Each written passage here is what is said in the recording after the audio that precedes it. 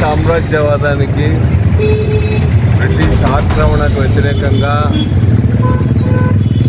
పోరాటం చేసి వీర మరణం పొందినటువంటి ఉయ్యాలవాడ నరసింహారెడ్డి గారికి నివాళులు అర్పించడం అనేటువంటిది, మననం చేసుకోవడం అనేటువంటిది ఈరోజు రాజకీయాల్లో అందరికీ కూడా అవసరమైంది.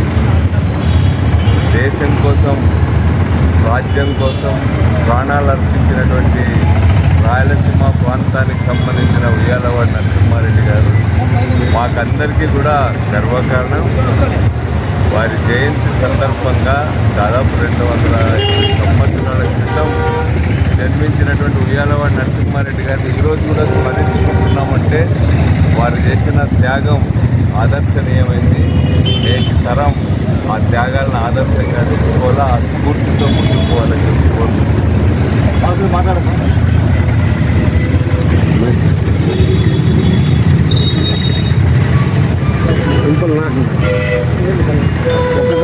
ఉయ్యాలవాడ నరసింహారెడ్డి గారి జయంతి ఉయ్యాలవాడ నరసింహారెడ్డి జయంతి సందర్భంగా ఏర్పాటు చేసిన ఉయ్యాలవాడ నరసింహారెడ్డి కమిటీ సభ్యులందరికీ కూడా పేరు పేరున హృదయపూర్వక వందనాలు తెలియజేస్తూ, ముఖ్య అతిథిగా వచ్చిన విశ్వేశ్వరన్నకు హృదయపూర్వకంగా వందనాలు తెలియజేస్తూ, 200 సంవత్సరాల మన దేశ పీడన నుంచి భారతదేశానికి స్వాతంత్రం తీసుకురావాలనే తలంపులు, స్వాభిమానం కలిగిన నరసింహారెడ్డి గారు బ్రిటిష్ వారిని, వారి యొక్క సైన్యాన్ని తరిమి కొట్టి వీరమరణం పొంది భారతదేశంలో ప్రతి స్వాతంత్ర కాంక్ష ప్రతి ఒక్కరికి కూడా ఆయన ఒక ఆదర్శప్రాయంగా నిలవడం జరిగింది.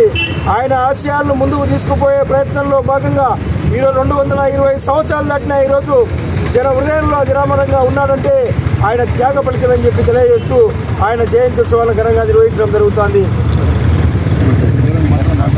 1857లోనే సిపాయిలకు ముందే 10 ఏళ్ళ ముందే బ్రిటిష్ వారికి వ్యతిరేకంగా పోరాడిన వ్యక్తి ఒక ఉయ్యాలవాడ నరసింహారెడ్డి అని చెప్పి తెలియజేసుకోవచ్చు. అంతేకాకుండా ఆయన ఒక ప్రాంతానికి పాలేగాడుగా ఉంటూ మరియు ఆ ప్రాంత రైతులతో 5,000 మంది రైతులతో బ్రిటిష్ పైన పోరాడిన వ్యక్తి ఒక ఉయ్యాలవాడ నరసింహారెడ్డి అని చెప్పి తెలియజేసుకోవచ్చు. ఈరోజు భారతదేశానికి స్వతంత్రాన్ని రావడానికి కూడా ఒక ఉయ్యాలవాడ నరసింహారెడ్డి గారు ప్రాణాలు అర్పించి దేశం కోసం పోరాడిన వ్యక్తి.